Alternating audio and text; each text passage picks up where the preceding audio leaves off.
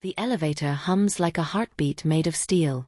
67 floors above Manhattan, the world is waking up, emails firing, espresso machines hissing, and ambitions sharpening like knives.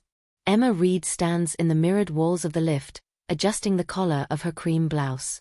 Her reflection looks calm, professional, forgettable. Just another assistant in a city built on polished lies. Inside her blazer pocket, a flash drive no bigger than a lipstick hums faintly, encrypted, waiting. She watches the floor numbers blink upward. Every empire looks perfect from the outside, she murmurs. Until someone like me walks in. When the doors slide open, the light is cold, surgical. Wexler Dynamics isn't an office, it's a cathedral of glass and silence. Each desk gleams like an altar. Each employee moves with quiet obedience. Emma steps into the hive unnoticed, 2 coffees in hand, 1 black, 1 soy latte. She places them on Daniel Wexler's desk. "Morning, sir," she says softly. He doesn't look up. The CEO of a multi-billion-dollar tech empire doesn't need to notice assistants. Perfect. She lingers a second longer, eyes drifting to the massive screen behind him. The first slide flashes. Project Sphinx, Behavioral Control System. It lasts only a heartbeat before the screen changes, but Emma sees everything. Names, budgets, offshore accounts, encrypted tags. Enough to bring the entire company down. She smiles faintly. The first target is real. By 8:30, the executive floor is alive. Shoes clicking, voices clipped, coffee cooling faster than loyalty. Emma sits quietly at her desk, typing nothing of importance. Her real work happens behind a firewall no one else can see. With a subtle keystroke, she opens a maintenance portal disguised as a print queue monitor. To everyone else, she's printing the meeting agenda. In reality, she's mapping Wexler's private server. Her earpiece buzzes once. A voice, low and calm. "Channel secure. You're inside, right?" She doesn't answer aloud, just taps twice on her keyboard. The signal cuts. "You don't kick doors in," she thinks. "You find the one already half open." She's been trained for this. Harvard degree for cover, corporate internship for access, charm for camouflage. A perfect ghost. At 9:15, the boardroom fills. The executives joke about stock prices, laugh about new markets, speak in numbers like priests reciting scripture. Daniel Wexler enters last. The room straightens as if gravity just changed. His presence is quiet but lethal, a man who built an empire from data and fear. Project Sphinx, he begins, is not about prediction. It's about control. We won't follow markets anymore. We'll create them. Applause. Admiration. Emma doesn't clap. She looks down at her notes and writes, word for word. Control. Not prediction. She feels his eyes on her. She doesn't look up. At noon, the office empties for lunch. Emma stays behind. She walks to the printer room, pretending to refill paper. Her access badge slips into the side slot of the copier, an old security flaw. The machine hums once, then spits out a sheet of paper. Transfer authorization, Project Sphinx. Account, Cayman/code, Omega Black. She folds it carefully, slides it under her notebook. The hum of the machine stops. The silence feels wrong. She turns, and sees a man in a Navy security jacket. "Miss Reed." Her pulse stays steady. "Yes." "You printed something not on your queue." Emma tilts her head, pretending confusion. "Must be a glitch. These machines have been weird lately." The guard hesitates, shrugs, leaves. When he's gone, she exhales slowly. Across the hallway, behind the tinted glass, Daniel Wexler watches her leave. He rewinds the security feed, zooms in. The screen freezes on her hand folding the classified document. He smiles slightly. "Interesting," he whispers. That evening, as the city glows under drizzle, Emma sits alone in her apartment. The flash drive pulses faintly on the desk. She plugs it in. Data streams across the screen, financial records, behavioral models, access keys. One step closer to the endgame. Her phone buzzes. Unknown number. She hesitates, then answers. "You like working there?" The voice is smooth, male, familiar. Depends who's asking. Let's just say, someone who knows you're not here to take notes. Silence. Then a chuckle. Dinner. 8 o'clock. The bistro on 47th. Dress sharp. The line clicks off. Emma stares at her reflection in the black laptop screen. For a second, the city lights behind her look like a cage made of fire. He knows, she thinks. Good. Makes the game more fun. She closes the laptop, picks up the silver pen lying next to it, the one containing everything she's stolen so far. When she steps outside, rain falls hard, blurring the streetlights into gold streaks. Each drop feels electric, alive, dangerous. The night air bites against her skin. The skyline glitters like 1,000 watchful eyes. And somewhere, 67 floors above the city, Daniel Wexler is smiling at a frozen image of her face on his security feed. Every empire, she whispers, pulling up her hood, bleeds from the inside. The rain hasn't stopped since morning. It comes down in sheets, polishing the glass towers of Manhattan until they glow like wet knives. Emma walks fast, head down, the collar of her coat turned up. Every reflection in every window feels like it's watching her. At exactly 7:58 p.m., she pushes open the door to the bistro on 47th, the kind of place where power eats quietly. Muted jazz hums. Candles flicker against mirrored walls.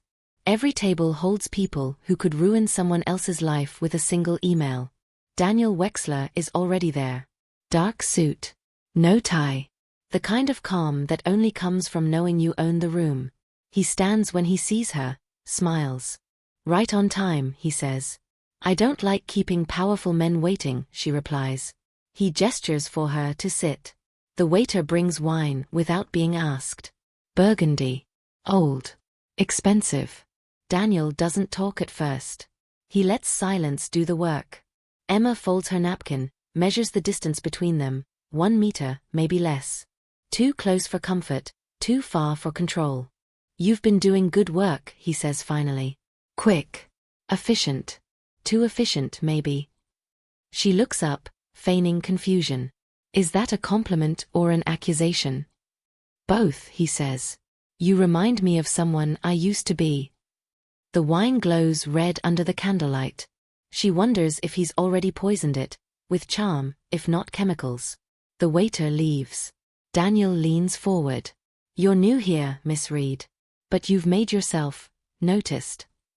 I thought invisibility was a requirement. He smirks. Only for those who don't know how to use it. Emma lets the silence stretch. Her hand stays still on the table, but her pulse drums against her wristwatch. She's wearing a wire beneath her dress, recording everything. The signal beams to a secure cloud folder named Sphinx_intercept. You're very composed, he says. Most assistants tremble in my meetings. Maybe they should stop underestimating themselves. Or maybe, he says softly, you should stop underestimating me. Their eyes lock. For a heartbeat, the air between them is knife-edge thin. She shifts tactics. Tilts her head, lets a strand of hair fall just right. You invited me for business, or something else? Both. You know, curiosity is dangerous, Miss Reed. So is power. He studies her like a puzzle. Then, quietly, tell me, Emma, what do you think Project Sphinx really is? She takes a sip of wine, buying seconds to think. Predictive analytics. Behavioral control. Market manipulation dressed as innovation. Interesting answer. You asked. I did. But I didn't expect honesty. She smiles faintly. Then maybe you shouldn't ask questions you don't want answered. He laughs, genuinely this time. You're bold. You have no idea. As they eat, he starts asking about her background, college, previous jobs, the usual small talk. But each question is a needle, meant to puncture the facade. Emma answers smoothly, each lie polished by practice. When dessert arrives, Daniel slides something across the table. A pen. Silver. Elegant. Engraved, DW. A token, he says.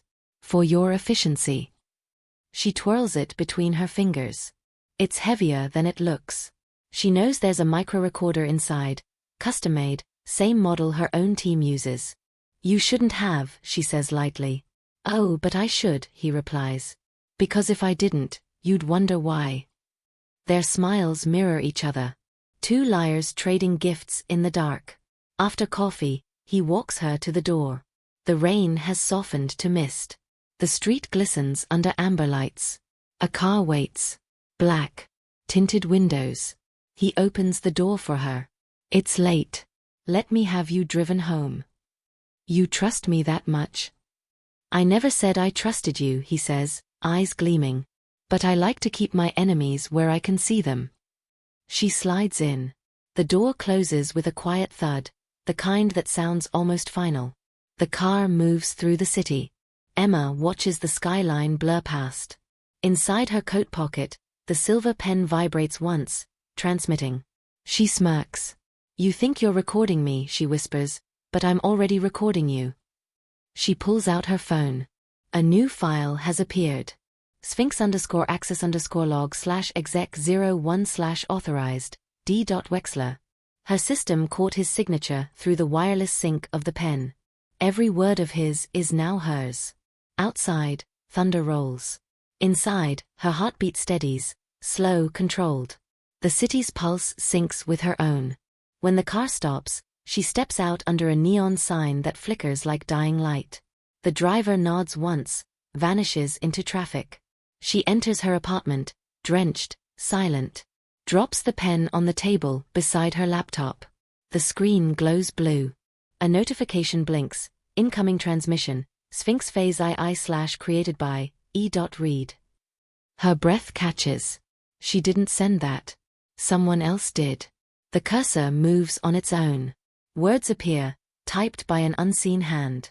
You're not the only one inside, Emma. The screen flickers, then goes black. For a moment, only the rain speaks. Emma stands still, wet hair clinging to her face, eyes sharp as broken glass. She whispers to the darkness. Good. I was starting to get bored. Lightning flashes outside, cutting her reflection into shards across the windowpane. Somewhere, 67 floors above, Daniel Wexler closes his laptop, smiling faintly. Checkmate, he murmurs. Neither of them is right, because the game has just begun. The office feels different now. Not louder, just tighter. Like the air itself knows something is wrong. Every monitor hums a little too loud. Every glance lasts a beat too long. People whisper when she passes. Emma can feel it, suspicion spreading like static through the marble halls of Wexler Dynamics. She places her coffee down, perfectly centered, just as she always does.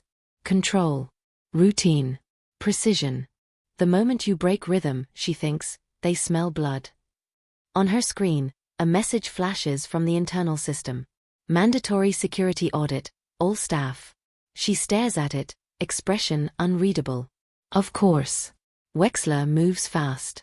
At 10 sharp, she's called into the glass-walled meeting room.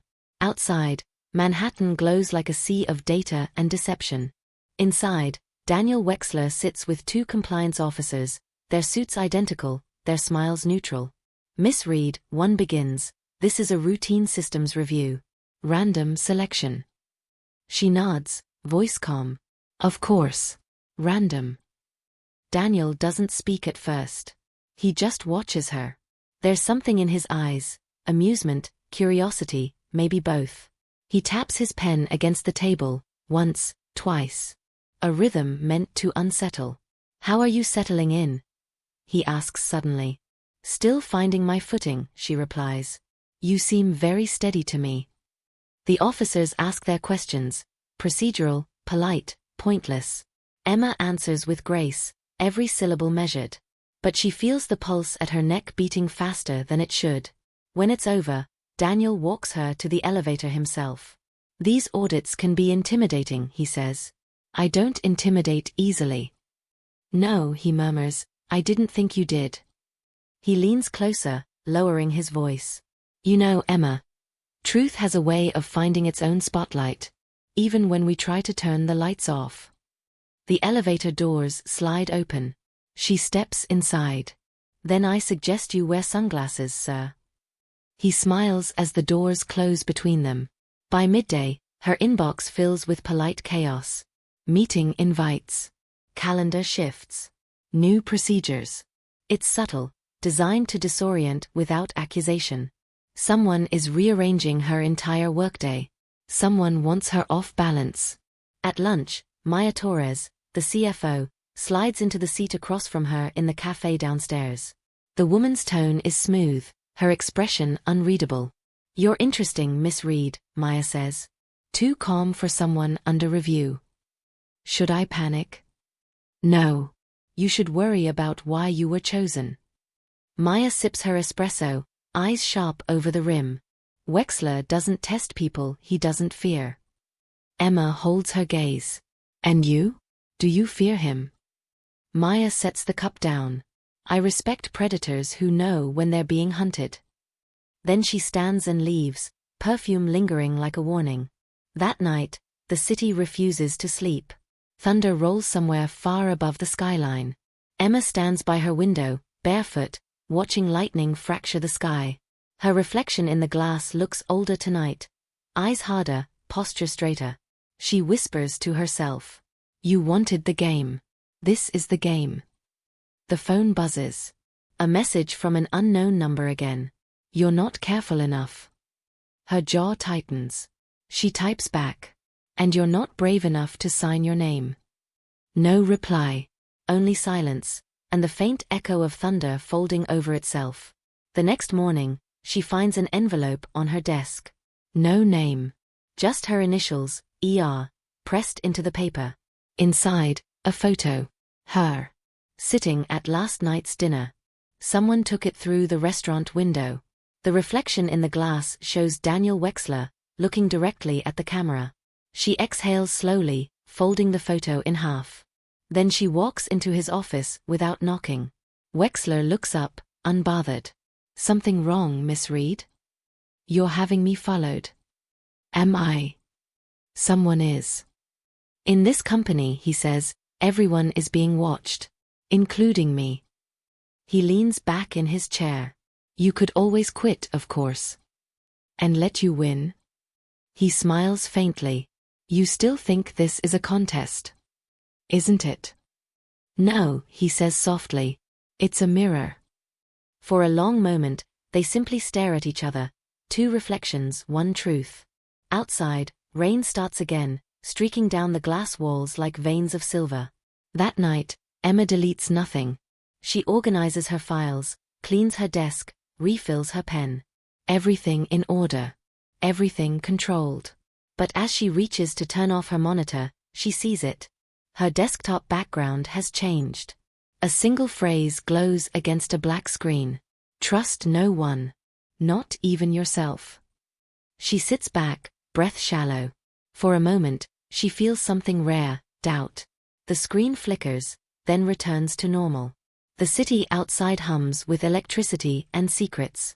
She presses her fingertips to the glass, watching the towers pulse in the rain.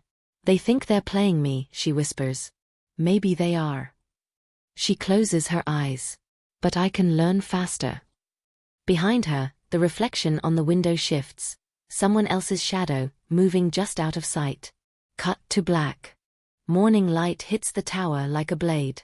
Cold, white, merciless. Emma walks through the lobby of Wexler Dynamics as if nothing inside her has changed. But something has. The building feels heavier now. Every step echoes, every reflection stares back too long. Her phone buzzes. One message. 10 a.m., my office. Signed only, DW. She takes a breath. So it begins, she whispers. The elevator ride feels endless. Each floor that flashes past, finance, legal, communications, reminds her of how deep this machine runs. When the doors open, the executive floor is silent. Too silent. Daniel Wexler waits by the window, Manhattan stretching behind him in steel and fog. He doesn't turn when she enters. You're early, he says. I like being unpredictable. So do I. He finally faces her. His expression isn't anger, it's interest. That's worse. Do you believe in loyalty, Miss Reed? He asks. She answers carefully. I believe in results. Good, he says. Because loyalty is a currency, and most people can't afford it. He gestures toward a chair. She sits. Her palms stay flat on her lap, hiding the tremor that wants to escape. You've had quite a week, Daniel continues. Security audits, rumors, eyes on you from every corner of this building. And yet, she says quietly, you called me in alone. I prefer to judge people for myself. He walks closer, stopping beside her. The smell of cedar and steel. You're not like the others, Emma. You don't flinch when cornered. You observe. You wait. You choose your moment. She looks up at him. That sounds almost like admiration. Admiration, he says, is the most efficient form of control. Their eyes meet, two predators circling without moving. He sits on the edge of his desk. Do you know what I see when I look at you? Another ambitious employee?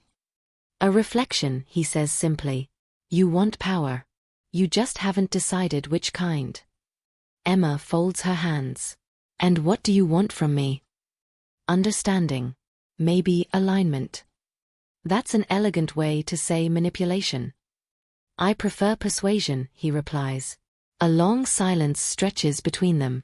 Outside, thunder rolls distantly, washing the city in brief flashes of light. I'm offering you something rare, he says at last. Access. Influence. I don't care about your past. I only care about what you can deliver. And what makes you think I want that kind of offer? Because I've seen the way you watch this place, he says softly. Like you already own it. Her heart thuds once, loud, quick. You misread me. No, he says. I don't. He stands again, pacing slowly. There are two kinds of people in this company, Emma. Those who follow the rules, and those who write them. He stops, looking straight into her. Which one are you? I haven't decided yet. Decide soon, he says. Because the people who don't choose, get chosen for. He moves to pour coffee from the sleek glass pot on the table. The gesture feels ordinary, almost domestic, until he hands her the cup himself. Trust, he says, is a fragile arrangement. It doesn't require truth. Just balance. So this is a negotiation. This, Daniel replies, is survival. She takes the cup. The surface trembles faintly. What happens if I say no? He smiles, the kind that never reaches his eyes. Then you'll remind me why I stopped believing in potential. When she leaves his office, her chest feels tight. The air in the hallway is colder than before. Maya Torres stands near the glass railing, watching. He talked to you, didn't he? Maya says quietly. He talks to everyone. Not like that. Be careful. Once you're inside his circle, there's no clean way out. Emma looks down at the city below, the streets like circuits of light, pulsing and alive. Maybe I'm not looking for a way out. Maya studies her, then sighs. Then you'd better learn to win. That evening, Emma sits alone in the conference room after everyone's gone. The skyline glows silver blue through the rain. She replays every word from that meeting, searching for meaning, for trapdoors. What does he really want? Why not expose her? Why offer a deal? She doesn't know. And that terrifies her more than any threat could. She opens her notebook, writing only one line. Power is never given. It's traded. Then she closes it, stands, and turns off the lights. Her reflection lingers a moment longer in the window, calm, poised, unreadable. But in the darkness, it almost seems to smile on its own. Cut to black. For the first time in weeks, the office feels almost quiet. Too quiet. The kind of silence that arrives after an earthquake, when everything's still standing, but nothing is stable. Emma sits at her desk, staring at the city below. From this height, people look like particles in motion. Tiny, predictable, mechanical. She wonders when she became one of them. A message lights up her screen. Meeting in conference 2 now. No sender. No subject. but she knows who it's from. She smooths her hair, straightens her blazer, and walks down the corridor where every wall reflects her like a mirror. 12 reflections, all identical, all slightly wrong. Wexler is already there, of course. No assistants, no witnesses. Just him and the sound of rain tapping against glass. He gestures toward the seat across from him. "You've been thoughtful lately," he says. "You asked me to be." "And what did all that thinking lead to?" Emma doesn't answer. She studies the room instead, the way he leaves one chair empty at the head of the table, as if always expecting someone who never comes. "You didn't call me here for small talk," she says finally. "No," Wexler admits. "I called you here because I can't decide if you're my greatest risk, or my greatest ally." She tilts her head slightly. "Maybe I'm both." He smiles, that effortless kind of smile that says I've already thought 10 moves ahead. "You remind me of myself," he says. "That's not a compliment," she replies. "It's not an insult either." They sit in silence for a long moment. Somewhere below, thunder rolls again. The lights flicker once, briefly. "You think I'm the villain here," Wexler says at last. "But tell me, if you were in my position, would you act any differently?" Emma looks at him. His voice isn't defensive, it's curious, almost weary. "You don't believe in villains," she says. "No," he replies. "Only survivors." His words hang between them like smoke. She leans forward. "Survival isn't the same as winning." "No," he says softly. "But it's the first step." Her pulse quickens. There's something dangerous about his calm, how it pulls her in, how it makes her want to match it. He makes ruthlessness look like wisdom. And she hates how much she understands it. "You think you can teach me," she says. "Shape me into something useful." "Not shape," he answers. "Reveal." "Reveal what?" "The part of you that already knows how to lead. You're still pretending you're beneath people who don't deserve your obedience." Emma exhales, quiet and slow. "You think obedience is my problem?" "No," Wexler says. "Guilt is." The word lands heavy. He walks to the window, standing with his back to her. The skyline flickers with lightning. "Guilt is what separates leaders from the ones who just survive," he says. "Most people feel it. The smart ones learn to use it." Emma stands, joining him at the glass. From here, the city looks endless, its lights smeared by rain. "And what about you?" she asks. "Do you feel it?" "Every day," he says. "I just stopped apologizing for it." He turns to face her, and for a second, she sees something unguarded, fatigue, maybe even honesty. But it's gone as soon as it appears. "You don't have to trust me," he says. "Just understand that everything I'm offering you comes with a choice. You can stay small and safe, or you can stand beside me and be seen." "And if I stand beside you," she asks, "do I ever get to step away?" "No one truly steps away from power, Emma. They just pretend to." Later that night, she walks home in the rain, the city humming beneath her umbrella. Wexler's words replay in her mind. Guilt is what separates leaders from survivors. She wonders which one she's becoming. At her apartment, she drops her coat over the chair and stares at the skyline through her window. She feels both powerful and hollow, like a skyscraper that looks indestructible but is mostly glass. Her reflection stares back at her, pale and steady. "He's trying to build me in his image," she whispers. "Or maybe he already has." She thinks of Maya's warning, once you're inside his circle, there's no clean way out. Her phone buzzes. A new message, decision time. No name attached. Emma closes her eyes. In the darkness, her mind splits cleanly in two, the part that still questions, and the part that's already decided. "Maybe power was never meant to be clean," she murmurs. Outside, the rain intensifies, drumming against the glass. Each drop feels like a countdown she can't stop. She turns off the lights. Her reflection vanishes, leaving only the city, vast, glittering, and merciless. Cut to black. The city hums like a sleepless machine. At this height, even the rain sounds digital, soft static against glass.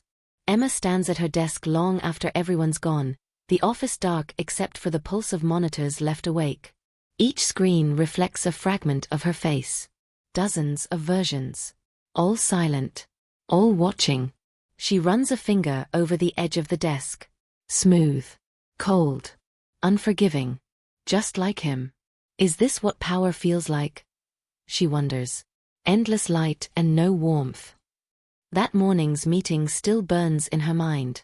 Wexler's voice had been quiet, patient, almost kind. He never ordered, he offered. And somehow that made it worse. Standing beside me, he'd said, means you don't get to look away.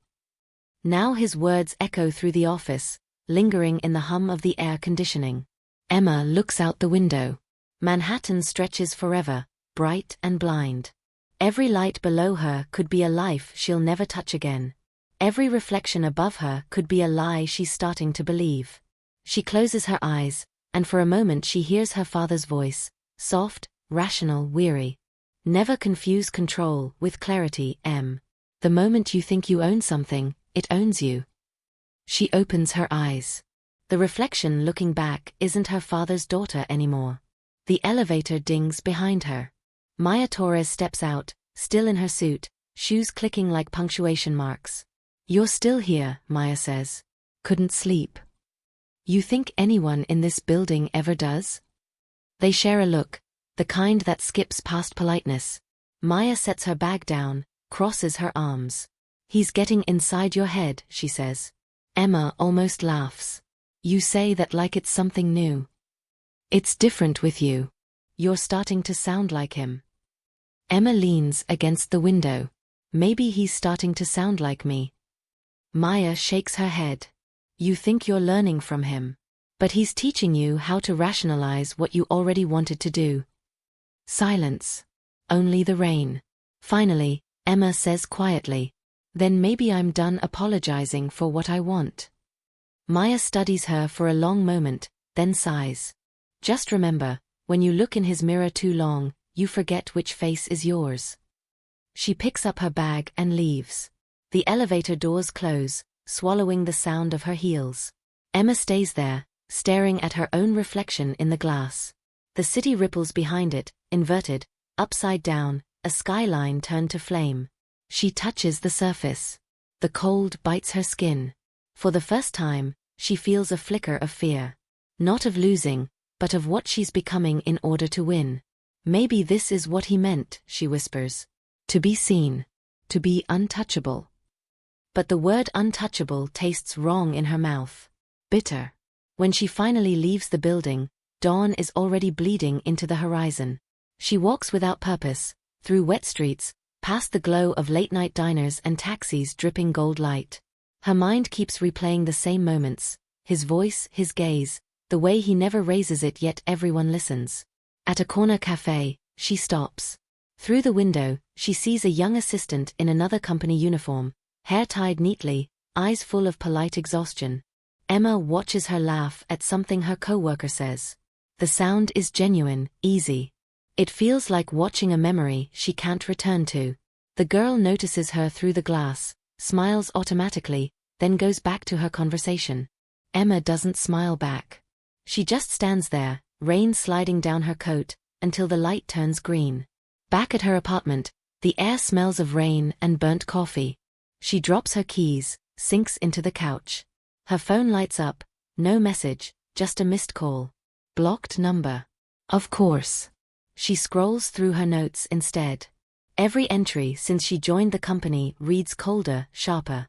The last one, written last night, stares back at her.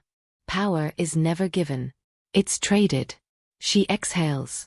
So what did I trade? The question hangs in the room, unanswered.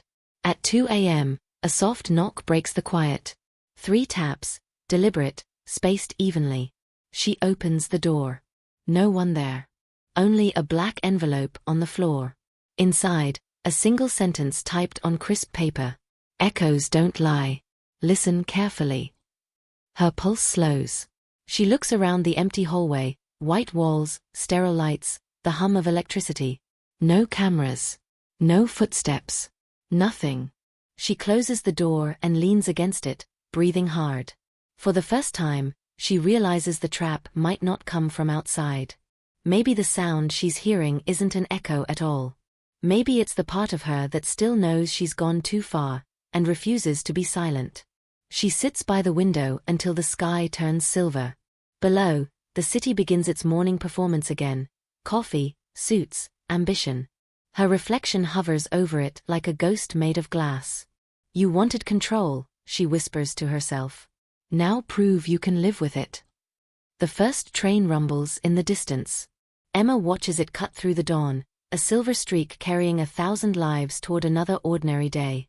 For everyone else, it's just a Tuesday. For her, it's the day she finally admits she's not sure which version of herself is in control anymore. Cut to black. Part 2 is still on the channel. Please watch and follow.